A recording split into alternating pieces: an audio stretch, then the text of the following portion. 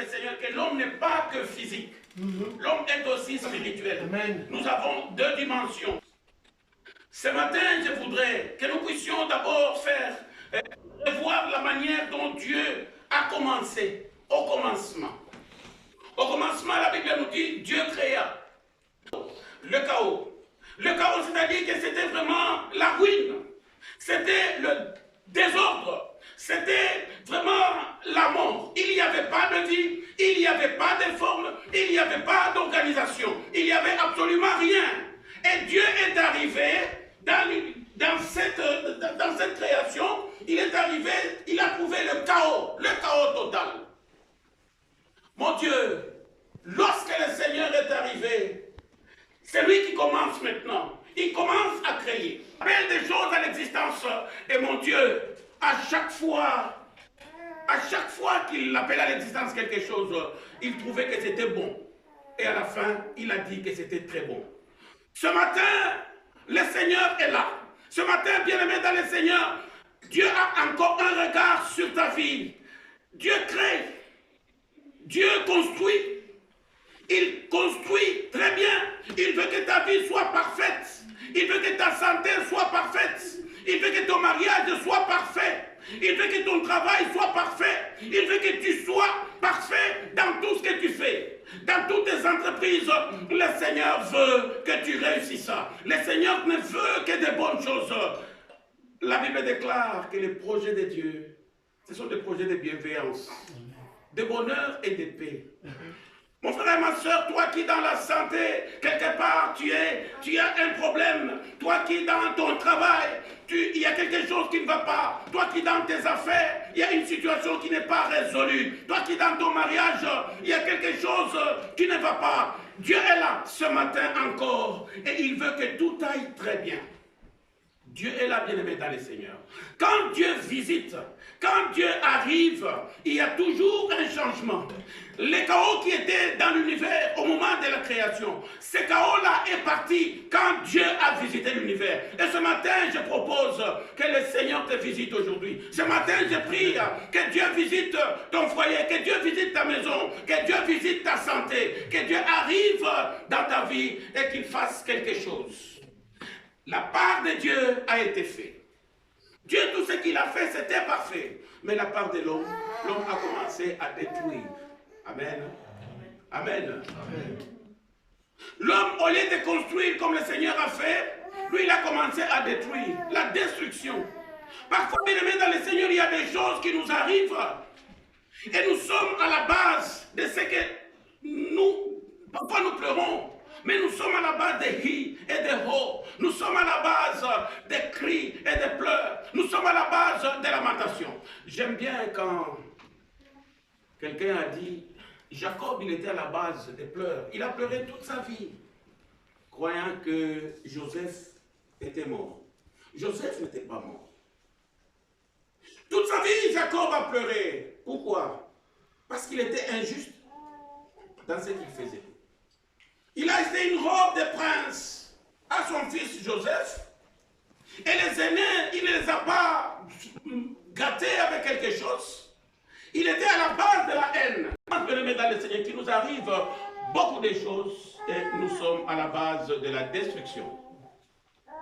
Nous sommes à la base de la destruction. Les ho, les hi, les ha, qu'on nous parle, ce sont des pleurs. On dit que c'est pour celui qui a les yeux rouges. J'ai regardé une émission à un moment donné, j'ai vu des jeunes handicapés, des jeunes dans des chaises roulantes, des jeunes qui ont fait des accidents avec des voitures, tout simplement parce qu'ils ont conduit sous l'état d'ébriété. Ils étaient ivres morts. Et je ne peux pas vous raconter ce qui peut encore se passer à cause de ce que nous faisons. Vous avez détruit. Il y a une autre étape, la reconstruction. Et bien aimé dans le Seigneur, ce matin donc, je vous prie de partager avec moi ce que j'ai fait comme méditation sur la reconstruction. Et mon texte, je l'ai pris dans Néhémie, et c'est reconstruire les murailles de Jérusalem. reconstruire les murailles de Jérusalem. Si nous voulons écouter ce que nous dit la reconstruction, reconstruire, c'est tout simplement remettre en état de fonctionnement. Il y a ton mariage qui ne marche plus, il y a ta santé qui ne va plus, oh mon Dieu, il y a l'organisation, il y a quelque chose qui ne va pas. Dieu a fait sa part. Dieu a fait sa part et nous avons notre part à faire aussi. Nous avons à reconstruire ce que nous avons détruit. Alors nous allons prendre pour texte, nous prenons la lecture dans le livre de Néhémie. Néhémie chapitre 6, à partir du verset 1 jusqu'au verset 16. Alors je vous propose une longue liste, une longue lecture. Néhémie chapitre 6 à partir du verset 1 jusqu'au verset 16. Et lorsque Sanballat et Tobija et Gesem, l'arabe, et le reste de nos ennemis eurent appris que j'avais bâti la muraille et qu'il n'y resta plus de brèches, quand même jusqu'à ce temps-là, je n'avais pas encore posé des battants aux portes, Sanballat et Gesem envoyèrent vers moi pour me dire, viens, et ayons une entrevue dans les villages qui sont dans la vallée d'Onon. Or, ils méditaient de me faire du mal. Et je leur envoyais des messagers pour leur dire, je suis occupé à un grand ouvrage et ne puis descendre. Pourquoi cet ouvrage serait-il interrompu si je l'abandonnais et je descendais vers vous? Ils me firent dire la même chose 4 fois. Et je leur fis la même réponse. Et Sanballat envoya vers moi de la même manière une 5e fois son serviteur, ayant en main une lettre ouverte, dans laquelle était écrit, on entend dire parmi les nations, et Gashmou affirme que toi et les Juifs, vous méditez de vous révolter. Et c'est pour cela que tu bâtis la muraille, et tu veux te faire le roi à ce qu'on dit. Et de plus, tu as établi des prophètes pour te proclamer à Jérusalem, roi de Juda. Et maintenant, ces propos arriveront aux oreilles du roi. Viens donc et consultons ensemble. Et je lui envoyai dire, les choses ne sont pas comme tu dis, mais c'est toi qui les inventes. Car tous ces gens voulaient nous effrayer. De Méhatabel, où ils s'étaient enfermés. Et il me dit, rencontrons-nous dans la maison de Dieu, à l'intérieur du temple, et fermons les portes du temps, car il y a des gens qui viendront pour te tuer, et ils viendront de nuit pour te tuer. Et je dis, un homme comme moi s'enfuirait-il? Et quel homme comme moi entrerait dans le temple? Il était soudoyé pour m'effrayer et me faire agir en conséquence et me faire pécher. Et cela leur aurait servi à me faire une mauvaise réputation pour qu'ils puissent me couvrir d'opprobre. Souviens-toi, ô mon Dieu, de Tobija et de Sanballat, selon leurs œuvres, ainsi que Noadia, la prophétesse, et des autres prophètes qui ont cherché à m'effrayer. Et la muraille fut achevée le 25e jour de l'Ule, en 52 jours. Et lorsque tous nos ennemis la prirent, et toutes les nations d'alentour craignirent, et furent diminuées à leurs propres yeux, et reconnurent que cette œuvre s'est faite par notre Dieu. Bien-aimés dans le Seigneur, nous venons de lire ces passages.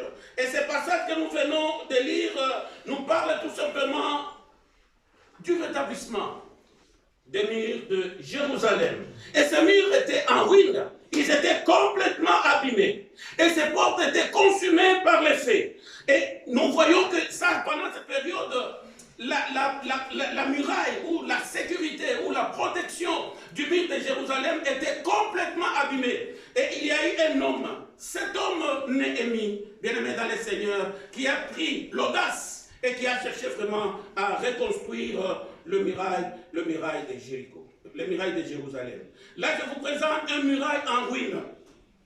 Le muraille constituait tout simplement la sécurité. Ça devait protéger le peuple qui était à l'intérieur. Ça devait être la couverture. Et bon, il y avait aussi l'honneur et le pouvoir et la puissance. Si vous avez une maison sans policiers, sans sécurité, un pays comme ça, les dans les scènes devront savoir qu'à l'époque de la Bible, chaque ville était entourée d'un muraille.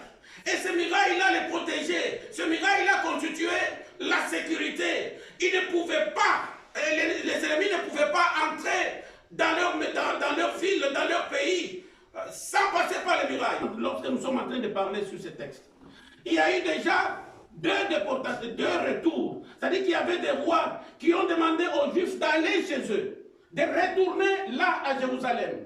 Et ces deux groupes-là, ils sont arrivés, ils ont rencontré ces murailles-là, qui étaient détruites, qui étaient abîmées, qui ne se sont même pas engagés à reconstruire. Ils ont trouvé comme ça, et ça ne leur disait rien. Pour eux, bon, ils sont retournés chez eux, ils avaient leurs problèmes, ils construisaient leur maison, mais ils ne pouvaient pas penser à la sécurité du pays. Ils ne pouvaient pas penser à la sécurité des autres. Ils ne pouvaient pas penser au fait que les ennemis pouvaient encore revenir s'attaquer à eux. Ils n'étaient pas en sécurité. Deux groupes sont repartis et le muraille est resté comme ça. Ils n'ont pas construit ça. Il y a des gens comme ça, vous savez, dans ce monde. Il y a des gens comme ça. Tu arrives dans la cuisine, il y a quelqu'un qui a utilisé la cuisine, mais ça ne lui dit rien. Mon Dieu, c'est ton problème aussi dans ta maison. De regarder que ça ne va pas, je peux refaire, je peux arranger. C'est mon problème aussi, bien-aimé dans le Seigneur, dans mon foyer. S'il y a quelque chose qui ne marche pas, faisons-le. C'est notre part de reconstruire. Lorsque nous voulons que nous puissions vivre dans la paix, lorsque nous voulons que nous puissions vivre dans la sécurité, nous avons aussi à mettre la main. Jésus-Christ a dit, si tu amènes la main à la charrue, il ne faut pas regarder en arrière. Ici, bien aimé dans le Seigneur, nous sommes dans une église. Et cette église ne peut fonctionner que lorsque toi tu es là. Que cette église ne peut aller de l'avant que lorsque toi tu participes. Cette église ne peut avancer, aller de l'avant que lorsque toi aussi tu t'engages pour reconstruire, pour mettre la main à la charrue. Il n'y a pas qu'une seule personne. Ce n'est pas la responsabilité de moi seul. Ce n'est pas la responsabilité de quelqu'un seulement. Non. Chacun de nous, bien-aimés dans le Seigneur, comme au sein de la famille, comme au sein de l'entreprise, comme au sein de toute activité dans laquelle notre vie est impliquée, dans laquelle notre bonheur est impliqué, dans laquelle notre réussite est impliquée, nous avons la part de responsabilité de travailler, de mettre la main à la charrue pour que ça avance. Si la famille, si notre famille peut avancer, c'est ta main aussi que tu dois mettre là-dedans. Si ton entreprise doit avancer, tu as une part de responsabilité là-dedans. Si ton pays doit avancer, tu as une part de responsabilité. Mon Dieu, mon Dieu, mon Dieu, il y a des gens qui sont irresponsables. Quand ils volent l'argent de l'État, surtout dans certains pays, c'est tout à fait normal parce que c'est l'argent de l'État. L'argent de l'État. Tu roules l'asphalte, tu marches l'électricité, la beauté, ton honneur, et tu voles. Et tu pilles. Mettons la main à la charrue dans tout ce que nous faisons. Il n'y a pas que les autres qui doivent faire. Toi et moi, nous avons notre part de responsabilité dans tout ce que nous avons à faire. Dieu a tout fait avec un but. Même ce monde, si ce monde doit avancer, c'est parce que toi tu travailles. En tant que maçon, tu as ta part de contribution. En tant que comptable, tu as ta part de contribution. En tant qu'éducateur, tu as ta part de contribution. Dieu veut que cette société dans laquelle nous vivons, qu'il n'y ait pas de délinquants, qu'il n'y ait pas de voyous. Dieu veut que dans cette société où nous vivons, qu'il y ait des entreprises qui continuent, que les affaires marchent. Dieu veut que les humains qu'il a créés, qu'ils puissent avoir de belles maisons. Dieu veut que ces humains qui sont malades, qu'ils soient soignés. Et Dieu passe par toi pour apporter la solution à chacun de nous. Bien-aimés dans le Seigneur, la reconstruction des murailles de Jérusalem n'incombait pas qu'à une certaine catégorie de personnes, c'était l'affaire de tout le monde. Mais il y a eu deux retours en Jérusalem. Et ces gens-là, non pas, il y avait d'abord Zorobabel, il y avait le second, c'était qui? Et il n'a pas tenu compte de cela. Ils sont partis, ils sont rentrés, ils sont entrés, ils ont regardé le mur, ce n'était pas leur problème. Les problèmes, pour que tout aille de l'avant, il y a ta part de contribution. Il y a ma part de contribution. J'étais en train de regarder, je comptais un peu, 52 semaines. dans l'année qui vient de s'achever, je me suis dit, j'étais dans l'église combien de fois? J'ai prêché combien de fois? J'étais là dans l'église combien de fois? Qu'est-ce que tu as fait pour le Seigneur pendant tout ce temps-là? Avons-nous une part de responsabilité dans la vie de ceux qui meurent et qui vont dans l'éternité sans Dieu? Oui. Y a-t-il des gens qui doivent passer par toi pour que ces gens-là puissent accepter le Seigneur dans leur vie et qu'ils sauvent leur vie pour qu'ils n'aillent pas en enfer? Oui. Nous avons notre part de responsabilité, bien-aimés dans le Seigneur. Dieu veut que quand tu trouves quelque chose qui n'est pas bien fait, que tu mettes ta main à la charge. Construis. Travaille.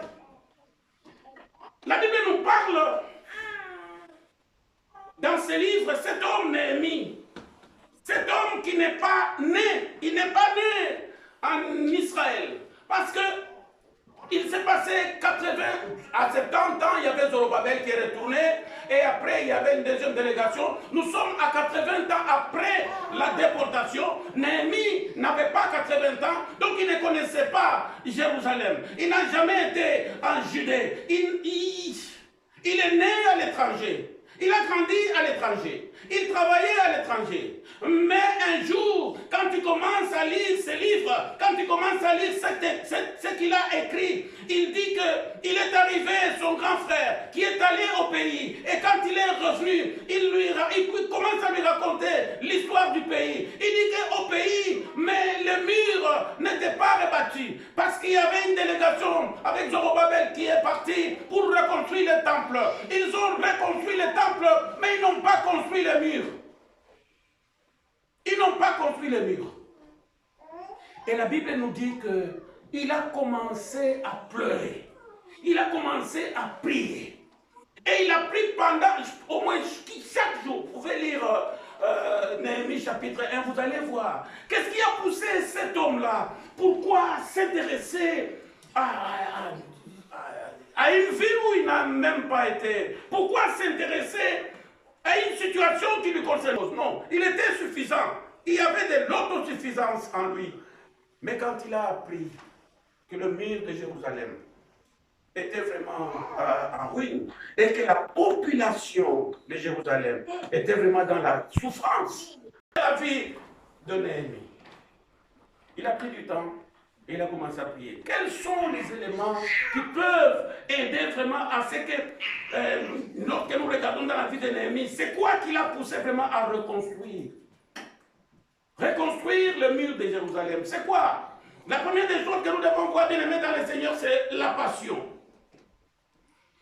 La passion. Il était passionné pour cette ville de Jérusalem. La passion, c'est cet amour irrésistible, je voudrais dire. Pour une personne, oui. Pour un travail, oui.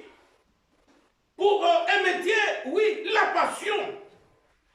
Il était passionné. J'ai vécu, et j'ai beaucoup de petits exemples. Je me souviens d'une sœur. Cette sœur, nous prions avec elle. Cette sœur, nous sommes vers les années... J'étais encore pasteur aux APEB. Nous sommes en 2000 ou quelque chose comme ça. 2003. J'ai rencontré cette sœur, nous lui avons parlé de Dieu et on a commencé à prier avec elle. Un jour, elle est venue, abattue, elle pleurait. Pourquoi? Parce que pour elle, il fallait qu'elle soit aide-soignante. Elle doit porter la blouse blanche. Elle est allée se présenter pour l'examen et on l'a disqualifiée. Et parce qu'on l'a disqualifiée, elle a trouvé que c'était injuste. Et le formateur lui a dit, madame, le français que vous parlez ne suffit pas. La manière dont vous écrivez, je ne sais pas, ce n'est pas possible. Vous n'êtes pas qualifié à faire ce métier. Elle était disqualifiée. Elle a pleuré. Elle a pleuré. Elle a pleuré. Et après, bien aimé dans le Seigneur, elle a pris du temps pour prier. Elle a jeûné parce qu'elle voulait vraiment faire cette formation-là. La passion. Elle était passionnée. Il y avait cet amour irrésistible. Est-ce que tu veux reconstruire? Est-ce que tu veux réorganiser? Est-ce que tu veux réussir encore dans ton entreprise? Est-ce qu'il y a quelque chose qui ne marche pas dans ta vie? Tu veux que ça puisse marcher? Il faut que tu sois passionné, il faut aimer. Tu aimes ton mari? Il faut être passionné. Tu aimes ta femme? Malgré tout ce que vous vivez, il y a des déserts, tout ça. La passion, s'il n'y a plus la passion, c'est fini. Tu veux continuer dans l'entreprise ou dans une démarche que tu as commencé? La passion. S'il n'y a pas la passion, tu ne peux pas continuer. Combien de fois est-ce que nous avons été en primaire, en secondaire, à l'université? Tu as commencé avec un groupe de gens qui étaient très intelligents, peut-être plus intelligents que toi, et puis un jour tu le trouves en train de pousser un vélo avec un sac de maïs. Qu'est-ce qui a poussé cet homme? Et son père est riche et tout ça. C'est quoi? Il n'était pas passionné pour les études. Si tu n'es pas passionné pour ce que tu veux faire, tu ne peux pas aller loin. Néhémie était passionné pour Jérusalem. Moi, je suis passionné pour l'Église. Je suis passionné pour le ministère. Je suis passionné pour Dieu. Je m'arrête. Comme on a dit tantôt là, quand tu cours, si tu ne sais plus courir, marche. Si tu ne sais plus marcher, mais avance quand même. Bien-aimé dans le Seigneur, pour te reconstruire, pour réaliser encore ce que tu cherches à faire. La passion. Il faut être passionné. Néhémie était passionné de la ville de Jérusalem. Néhémie, bien-aimé dans le Seigneur, il avait la compassion. La compassion est ce sentiment de pitié qui nous rend sensibles au malheur d'autrui. Il avait la compassion. On lui a parlé que voilà la population qui est à Jérusalem. La population est dans une grande souffrance. Il y avait l'exposition au danger. Quand bien même lui était très bien, non, il a dit non. Je vais faire quelque chose. Je vais faire quelque chose. Cet homme était capable de réussir. Dans l'entreprise que tu veux faire, le premier élément de qualification, c'est la passion. Passionné pour un diplôme, oui. Passionné pour un mariage, oui, mon Dieu. Je me souviens d'un ami, on était jeunes, et cet ami-là, il a dit, moi j'épouserai toujours une infirmière. Lui, il n'était pas instruit. J'épouserai toujours une infirmière. Un voyou conduisait un minibus, un taxi. Il a rencontré une fille, il a supporté cette fille, il a payé de l'argent pour cette fille. Il a tout fait, alors que lui n'était qu'un voyou, mais il voulait une femme infirmière, avec une blouse blanche. Il a tout fait pour prendre une petite fille qui était encore en secondaire. Et là, il a fait tout, il a investi dans la vie de cette personne. Oh bon, finalement, bon, la fille a terminé, mais quand la fille a terminé, la fille a changé d'avis, elle a dit, moi je voudrais quand même un mari qui a étudié, et mon ami là, ma frère, c'était pas un ami, c'était quelqu'un un peu plus âgé de notre génération. Il a sorti les cartons, il écrivait tout ce qu'il donnait à cette fille. Il a exigé à la famille de la fille que sa famille rembourse tout son argent. Vous pouvez, ces garçons-là, c'est grave. Alors, il y a la passion. Premier élément qui doit te qualifier pour reconstruire les murailles de Jérusalem, c'est la passion. Moi, je ne sais pas ton muraille, c'est quoi. Ton miracle, c'est quoi que tu dois construire en conformité avec la volonté de Dieu? Le deuxième élément, c'est la compassion. Il avait pitié, il ne pouvait pas comprendre, il ne pouvait pas accepter que toute cette population,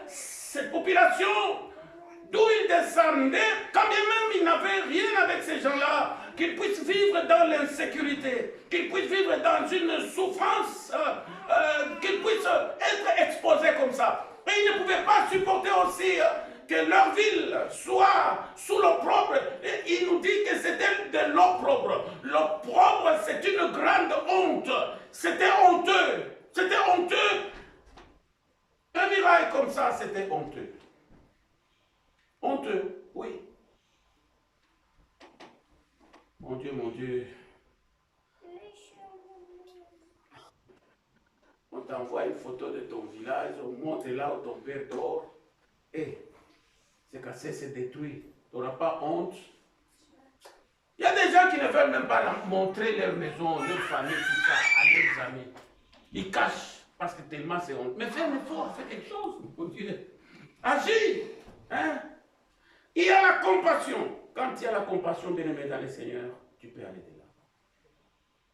Cet homme, je dis toujours, nous voyons la manière dont il a reçu la nouvelle. Qu'est-ce qui s'est passé? Directement, il est tombé. Il a commencé à prier. Il a commencé à invoquer le Seigneur. Il a pleuré devant Dieu. Tu peux lire Néhémie chapitre 1 jusqu'au verset 11 au verset 17. Il prie, il pleure. Et avant qu'il puisse recevoir l'autorisation d'aller reconstruire, il s'est passé plusieurs mois. Peut-être 4 mois, si j'ai bien compté. 4 mois qu'il était dans la prière. Jour après jour, il n'a cessé de prier. Parce qu'il voulait vraiment que la situation change. Néhémie était dépendant. Si tu dépends de Dieu, dépendre de Dieu, reconnaître ta faiblesse, reconnaître ton infériorité, reconnaître que tu n'es pas capable par toi-même, reconnaître qu'il faut Dieu pour que ça marche, la dépendance. Tu peux réussir. Tu peux réussir. Si tu comptes sur toi-même seulement, non. Tu peux réussir, bien-aimé, dans le Seigneur. Tu peux réussir dans la mesure de Dieu. Le grand problème, c'est que nous voulons réussir dans la mesure des hommes de ce monde. Et c'est pour cela que nous allons rencontrer certains serviteurs, certains servants de Dieu, certaines situations. Tu trouves une femme, tu trouves un homme qui commence à faire autre chose que ce qu'il doit faire. Tu trouves quelqu'un qui commence à voler parce que Dieu lui donne. Mais il veut au-delà. Mais il faut dépendre de Dieu pour réussir dans la mesure de Dieu. Dieu sait à quoi est-ce que tu es fait. Dieu sait que si cet homme, je lui tends 30 pièces, il sera comme Judas, il va vendre Jésus. Dieu connaît ton cœur. Alors si il t'a donné deux, aime, accepte. Dépends de Dieu. Suis Dieu. Écoute Dieu. Ne cherche pas à outrepasser ce que Dieu te donne. Dieu connaît. Mon Dieu. Il arrive des fois où tu regardes des camions. J'ai perdu un garçon. Ce garçon, c'était un garçon, sa maman priait avec nous, sa famille priait avec nous. Un garçon à cet âge, Arthur, il avait quel âge en 80, enfin, il avait peut-être 7 ans. Quand nous avons commencé à prier avec ce garçon, avec sa famille, et après quelques années, il a acheté des minibus, il est devenu vraiment beaucoup d'argent, ainsi de suite. Il transportait des histoires, mais il transportait tellement qu'un jour, sa camionnette est tombée et il est mort là-dedans. Il transportait des histoires au-dessus, des histoires à l'intérieur, des à l'intérieur. Il y a 14 personnes qui sont mortes avec lui dans ces petits minibus. Ne transporte pas plus que ce que Dieu te donne. Dépends de Dieu.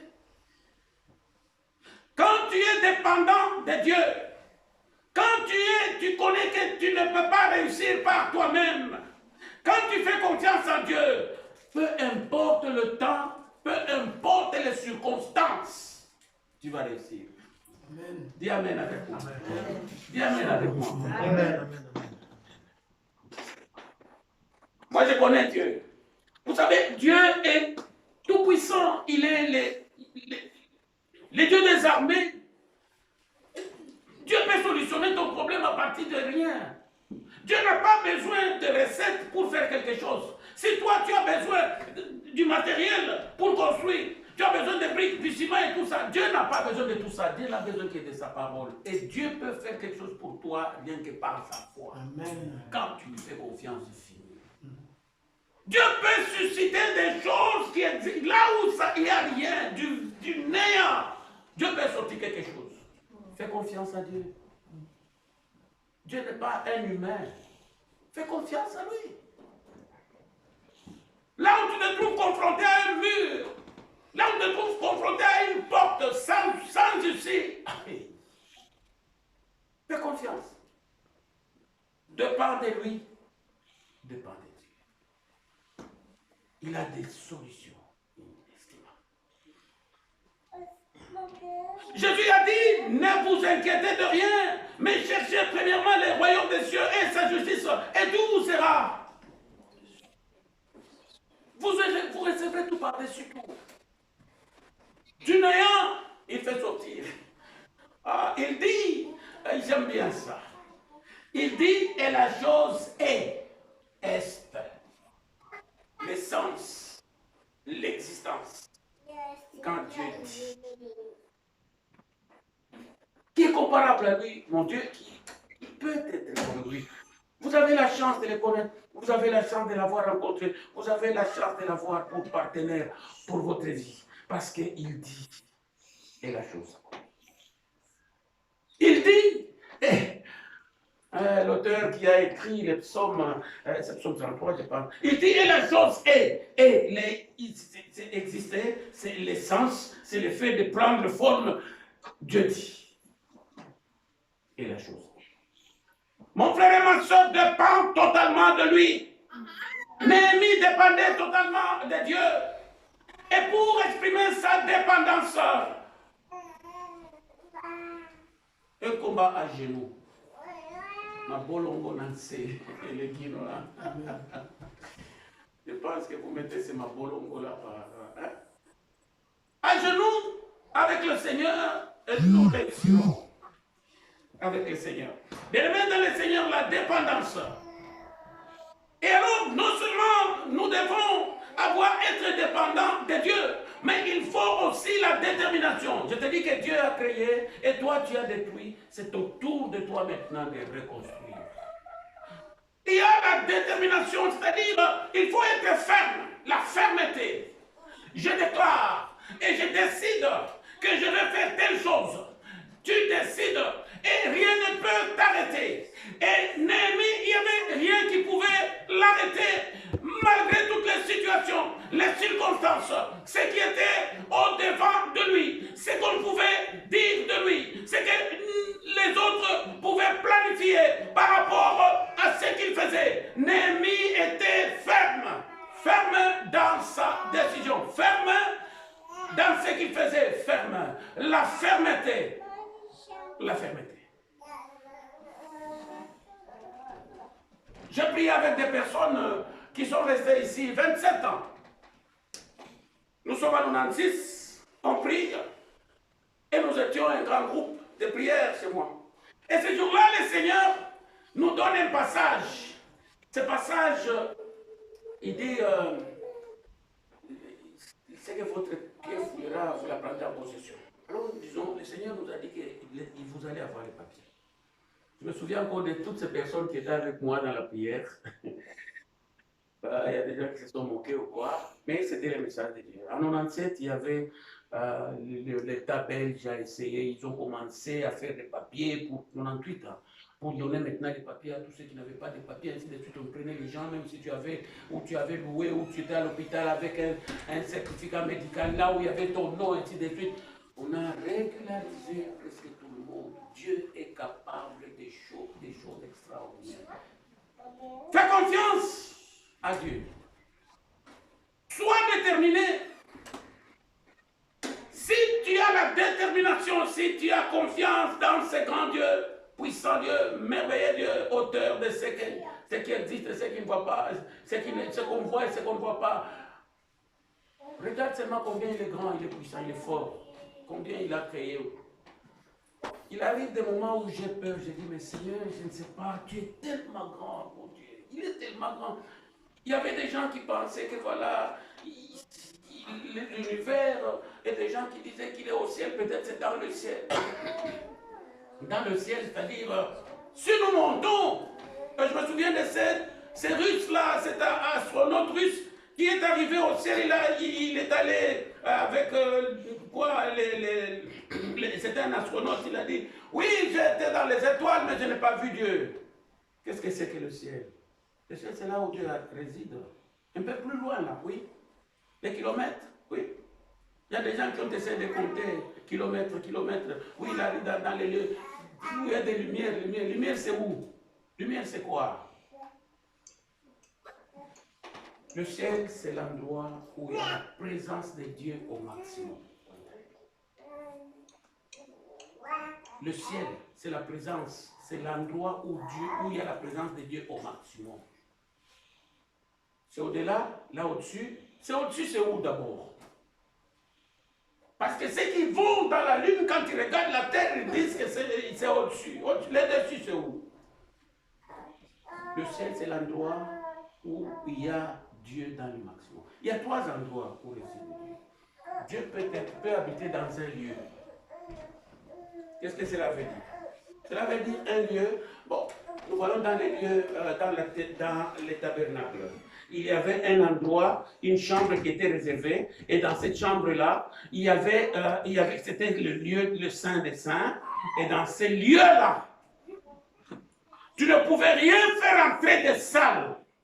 C'était un endroit réservé à Dieu. Il y avait la présence de Dieu, il y avait un pouvoir, personne n'entrait là-bas. Une seule fois par an, une personne pouvait entrer là-bas. Et avant qu'il n'entre là-dedans, il devait se préparer. Il devait, c'est pas jeûner, il devait faire des offrandes. Il devait transférer son péché dans une bête. Et cette bête, on devait l'égorger. Le sang devait couler. Et le sang, son péché était transféré dans cette bête. L'animal mourait. Et cette personne, finalement, mais avec la crainte aussi, on n'était pas capable, on ne s'est pas d'accord qu'il pouvait entrer et sortir. Alors on lui mettait une chaîne.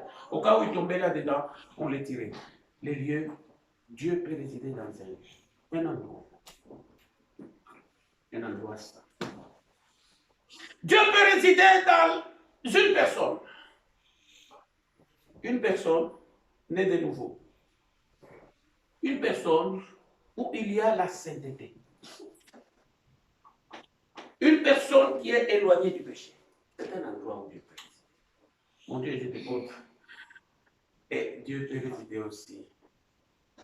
Donc, dans ces lieux, dans une personne, tu veux que le Seigneur réside en toi, éloigne-toi du mal. Prie. Purifie-toi, sanctifie-toi, sois sérieux. C'est tout. Éloigne-toi du mal. Jésus promet, il dit, si vous demeurez en moi et que mes paroles demeurent en vous, moi et le Père, je vais demeurer en vous. Il ne ment pas, c'est sérieux là. Et c'est pour cela qu'il y a des hommes, il y a des gens qui sont, quand ils passent le Pierre, l'épaule, même toi, même moi, si tu t'éloignes du mal, fais-le, expérimente la sainteté. L'apôtre Pierre passait seulement, les gens qui étaient là malades, il guérissait. Il y a des moments où tu es dans un coin. Moi-même, j'ai expérimenté cela. Dans un coin, priant. Tu pries. Tu restes éloigné du péché et du mal. Tu jeûnes. C'est-à-dire que tu te détoxiques un peu de tout, le démon, de tout ça. Là, tu pries. Il y a quelqu'un qui entre là, qui tombe. Possession, délivrance, libération. Il y a quelqu'un qui vient comme ça. Il ne sait pas te serrer la main. Il a peur. Dieu réside dans une personne qui s'éloigne du péché. Dieu réside aussi là où il est au maximum, sa présence est au maximum, là où il y a les anges, là où il y a tout ça. C'est ça le ciel. Le ciel n'est pas que voilà, on va aller au ciel, on va chercher, non, mon Dieu. Alors, bien aimé dans le Seigneur, je reviens encore pour te dire qu'il y a, pour être qualifié, pour reconstruire, d'abord il y a la passion. Deuxièmement, il y a la compassion. Troisièmement, il y a la dépendance à Dieu. Et quatrièmement, sois déterminé. Si nous avons ces 4 éléments bien aimés dans le Seigneur, nous pouvons vraiment réussir. Alors, la Bible nous parle des ennemis. Je voudrais te dire, bien aimé dans le Seigneur, que chaque fois que Dieu voudrait faire quelque chose, il y a les ennemis. Tout ce que tu veux faire, il y Tu veux te marier, il y a des ennemis. Tu veux travailler, il y a des ennemis. Tu veux aller à l'école, il y a des ennemis. Tu veux vivre en paix, il y a des ennemis. Les ennemis, vous les aurez partout. Il n'y a pas de volonté de Dieu manifeste sans ennemis. Ça n'existe pas. Même si tu es Dieu le Fils Jésus-Christ, tu as des ennemis. Il n'y a pas d'accomplissement du plan de Dieu sans ennemis. Ça n'existe pas. Il y a des gens qui disent, c'est trop difficile, ce n'est pas la volonté. Ce n'est pas la volonté de Dieu. Si on pouvait savoir, il y a certaines personnes qui prêchent, mon Dieu.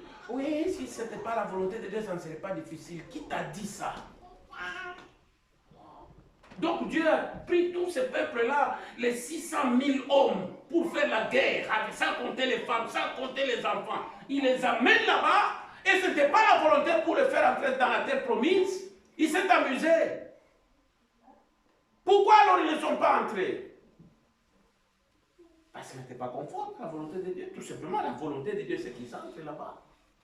Et quand Moïse envoie les 12, il leur dit, allons, allez voir le pays. Ils sont allés, ils ont regardé le pays. Finalement, ils reviennent, non, il y a des géants, il y a tout ça. Il n'y a pas d'accomplissement du plan de Dieu sans ennemis, sans adversité. Pour réaliser, pour reconstruire, pour réussir dans le projet que tu as, pour réaliser ce que tu dois faire, même si c'est Dieu qui t'envoie, tu dois rencontrer des ennemis, des grands ennemis.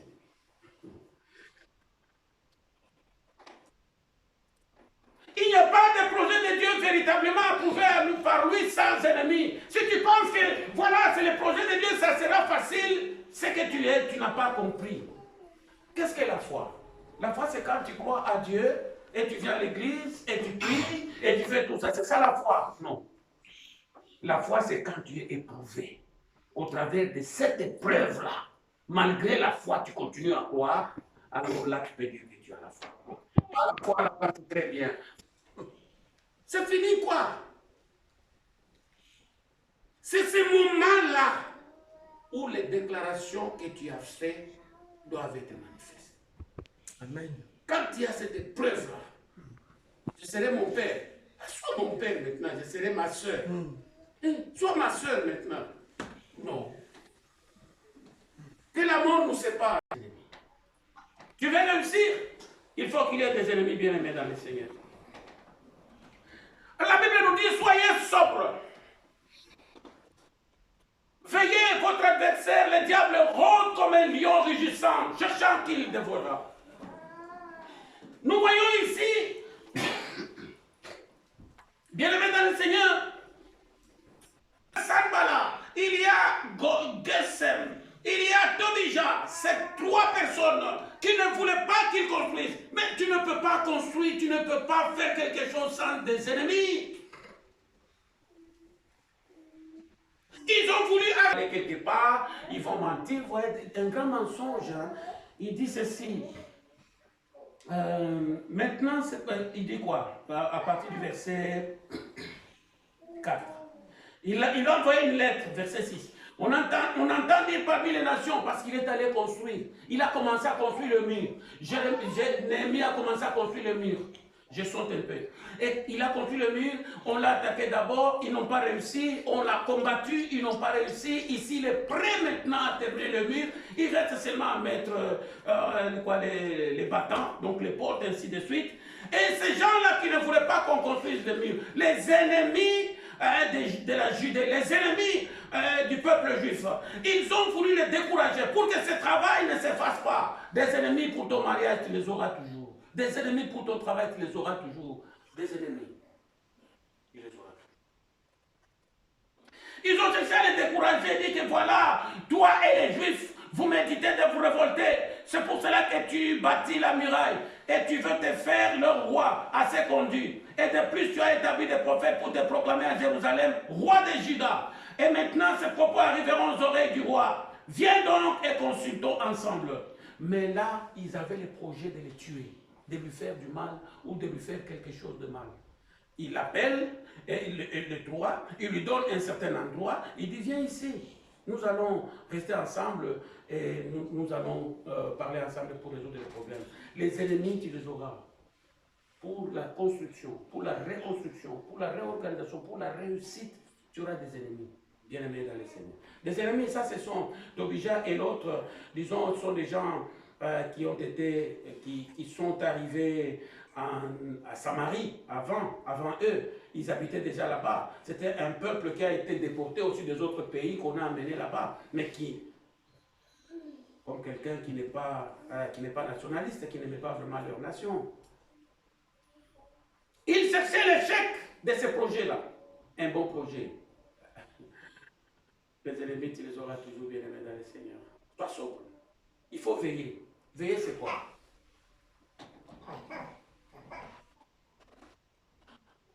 Votre ennemi, le diable, rôde. Veille. Veiller, c'est quoi? Jésus rencontre et trouve les disciples, les dit, mais vous n'avez pas pu veiller avec moi. Veiller, c'est quoi? Veiller, c'est rester sans dormir? Non. Veiller, c'est prier.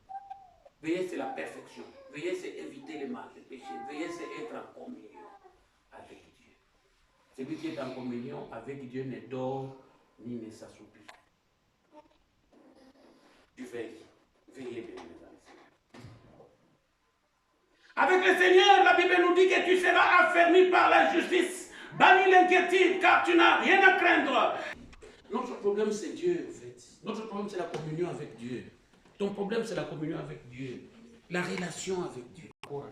Mon problème, c'est Dieu. Jésus dit quand on te gifle, là, tant qu'on la joue, gifle, on te gifle. Jésus dit quand quelqu'un te demande de faire 1 kilomètre, je ne sais pas ce que ça signifie, mais fais avec lui 2 kilomètres. Jésus dit quelqu'un te demande ton manteau, donne-lui encore ton enfant. Tu ne lui donnes pas ton pantalon parce que quelque chose qui doit arriver aussi. Ici, dans ce texte, nous voyons au verset 10. Et c'est Semaya. Semaya, c'était un ennemi du moi, aller me cacher dans les temples, il veut me faire pécher. Dieu ne peut pas dire ça. Chantage et menace. Vous aurez des ennemis sur vous. Il y a des gens qui vont chercher vraiment, qui vont faire des conspirations. Il y a des gens qui vont faire vous distraire. La distraction. Il y a des gens qui vont vous menacer et qui vont vous faire des chantages. Il y aura des gens qui vont même corrompre. La corruption. Ici, l'autre ici, Cheméa, on l'a corrompu, on lui donne de l'argent, on dit, va lui dire que Dieu m'a dit. Des distractions, tout ça. Bien-aimés dans le Seigneur, la Bible nous dit, nul ne se plaint avec justice, nul ne plaide avec droiture. Ils s'appuient sur des choses vaines et disent des faussetés. Ils conçoivent le mal et enfantent le crime. Non, la main de l'Éternel n'est pas courte. Toi, ferme. Compte sur le Seigneur. Il est le seul capable de te donner ce que tu veux. Bien-aimés dans le Seigneur, au bout de ce travail, nous voyons la reconstruction qui est finie. Il y avait la passion, il y avait la compassion, il y avait la dépendance, il y avait la détermination. Alors, à cause de ça, en construisant, il y avait la conspiration, il y avait les chantages. Est terminé. Et à cause de quoi? Parce qu'il était passionné, il était compatissant, il était dépendant. Je te dis que nous avons à reconstruire. Il y a des choses que nous devons reconstruire. Il y a des choses que nous devons remettre encore en marche.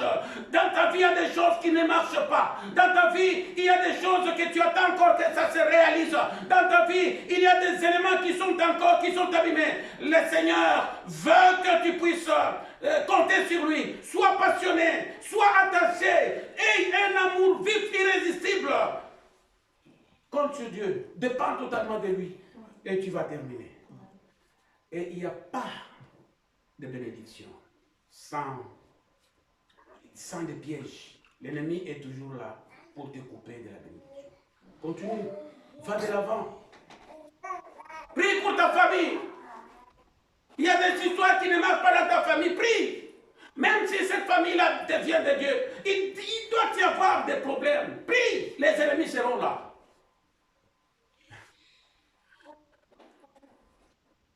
Tous les projets de Dieu, il y a toujours des ennemis.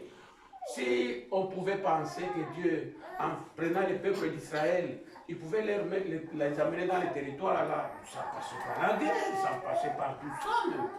Pourquoi est-ce que Dieu les a fait passer par toutes ces étapes-là? La bénédiction de Dieu sera toujours suivie des ennemis. Et les ennemis, si tu comptes sur la grâce de Dieu, si tu comptes sur la bienveillance de Dieu, sois sans crainte, tu vas remporter la victoire. Parmi nous, bien-aimés dans les Seigneurs, y a-t-il quelqu'un qui veut se reconstruire? Y a-t-il quelque chose qui ne marche pas dans ta vie et tu veux vraiment la main de Dieu? Attache-toi. Dépends de lui. Continue. Et tu verras la main de Dieu. Ne te fatigue pas, n'abandonne pas, et que le Seigneur nous accompagne. Soyez bénis au nom de Jésus. Amen.